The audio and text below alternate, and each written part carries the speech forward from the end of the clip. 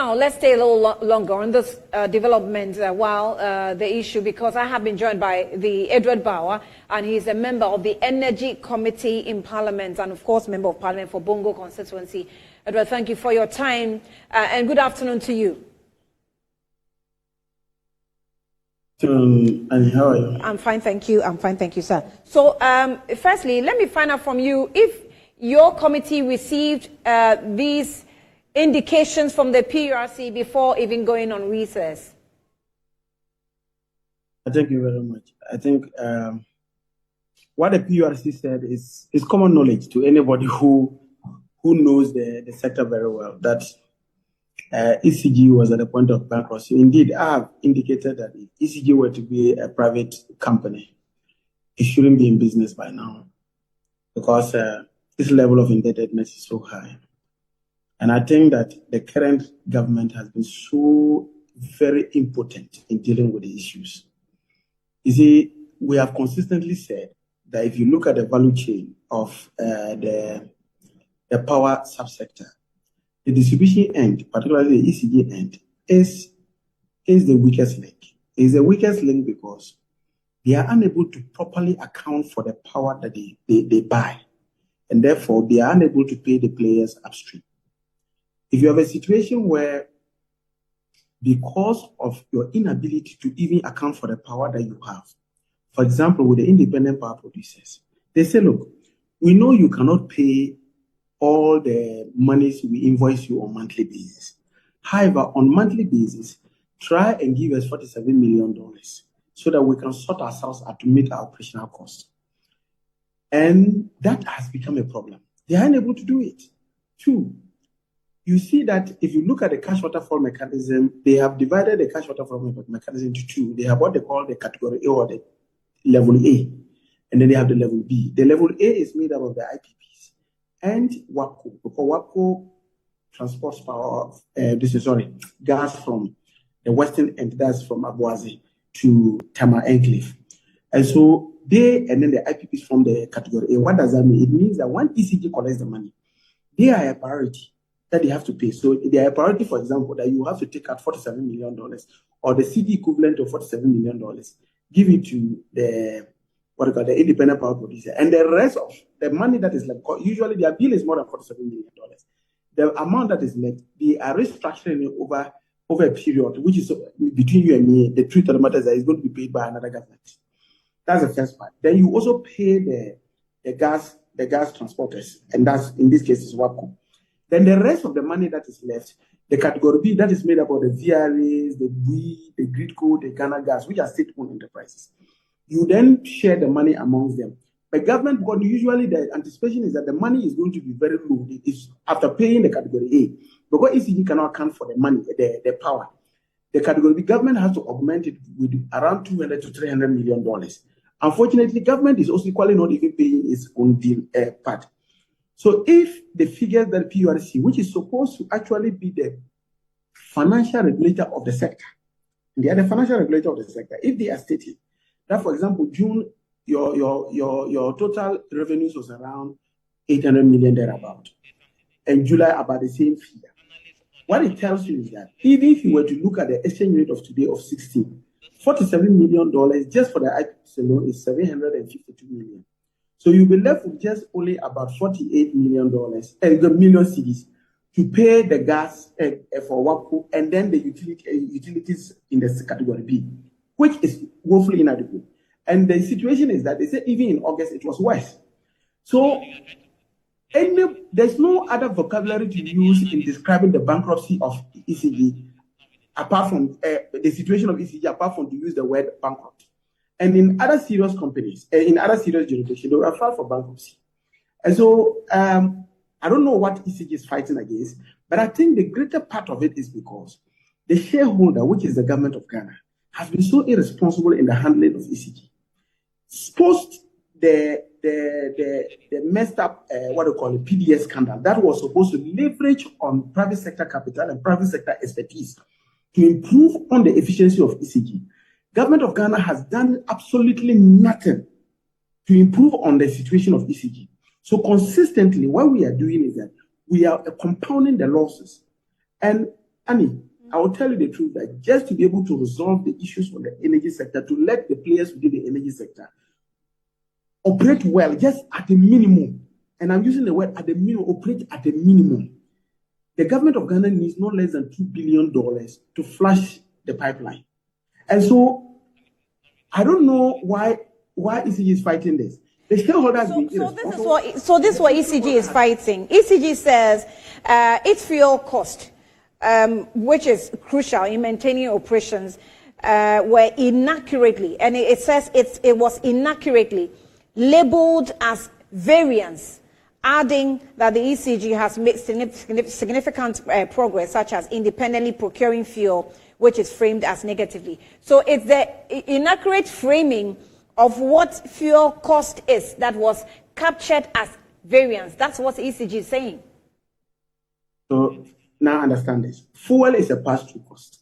So which means that you, Annie, and myself, we pay for fuel. When we go to buy electricity, we pay for fuel. So when ECG is collecting our bills, they collect the fuel component of it in addition. I don't know what I'm making sense. Right. Because the cost is passed on to we, the consumers. And so ECG obviously will have to account for it to the generators. So I don't know when they talk about, when they say that they missed it, I don't know what the language they use. The most important thing is that ECG has to account for the what they call it, the fuel that has been used in generating the power. Remember that the fuel is one and the energy cost is another. So you pay for the energy that you have consumed. That goes to the generators anyway. You also pay for the fuel that was used in generating the electricity, because that's a cost that has been factored into the PURC tariff structure, which is a pass-through one to you and I. And it is only ECG, because have you ever gotten a bill from Asogle before? You get it from ECG. So ECG is the one that collects the money, you and I, our money, and then give it out to them. So I don't know where the challenge is. And the truth is that, is ECG saying that they have been able to sort out the whole of the, the fuel cost? Is that the question that they are making? They should let us know what they really mean by that. But you see, irrespective of the semantics they are making, unless ECG comes to tell us that they are not broke, then that's another story. Because you know why? Just the year 2022, in terms of their audited accounts, they made a loss of 10 billion. Loss, LOSS, of 10 billion. Which company can make a loss of 10 billion and be viable in this country? Right. Edward, please hold on. Can you hold on? Let's engage energy strategist and CEO of Eureka Energy Solutions, Dr. Yusuf Suleimana, who's also via Zoom on the same conversation. Doc, thank you for your time. You're welcome. Good afternoon to you, and thanks for joining the conversation. Yeah, good afternoon, and thank you for having me. And good afternoon to my friend Edward. Yeah. Okay, right. So you've heard the earlier comments from Edward. What are your earlier comments as well? Do you also agree with ECG as it fights PURC's reports? Yeah. So that is unfortunate. For ECG issue, that has been it's a recurrent problem, which we know. So, but what I would say is that if they have discrepancies with respect to the report, PURC will have to just streamline it. Nevertheless, I think whether there's some cost components have been misarranged or misspelled or whatever, the fundamental issue is that ECG, as like my good friend has mentioned, that's always been the weakest point with respect to the chain. If you look at the generation, distribution, and the other chains, the other two chains, the other chain, you will notice that ECG has always been the weakest portion. And the ECG is the cash cow, as a matter of fact, within the chains. If we don't have ECG churning the required cash flow, transmission and generation is going to be impacted. And so, yes, historically, we have had these huge losses, confronting ECG. And we've always called for the fact that, ECG, they have to change the game. They have to change the strategy. And I've always recommended that. This strategy you're talking about, Doc, this strategy you're talking about, does it include ECG's various accounts numbering about 15 that they're using to collect revenue? That there's been the advice that all these accounts must be closed down into one. Yeah, so they are all part of it. In fact, they are all contributing to, they should all be contributing to it's part of the streamline. I'll just come in there. It's part of the streamline that I've talked about. If you look at the technical and then the commercial losses, this account synchronization could be component of, commercial losses. If you have so many accounts, that should have been a problem if each and every one of them is efficient. But if you can have 2, 3, or up to 5, that can do the job. I don't think it's necessary to have so multiple accounts for different purposes. But that's not the main point. The main point has been the fact that the losses are simply phenomenal. The commercial losses, the technical losses. If you don't take care of that, there's no way ECG can be in business in a way. And I've asked for the fact that I see no reason why. I mean, we can't have any explanation why we still have some meters that are 2006 meters. They are prepaid meters, but remotely you cannot recharge them. It's becoming a problem. We still have postpaid meters in the system. As identified several that the metering system has been a serious financial sink for ECG. If they streamline that and make it robust so that the people cannot tamper with the metering system, or if the metering system is such that when you tamper it, ECG can independently or remotely know, most of these losses will be curtailed. And then the other component is the ECG workers themselves. They have to look inwards. I think a lot of house cleaning needs to be done.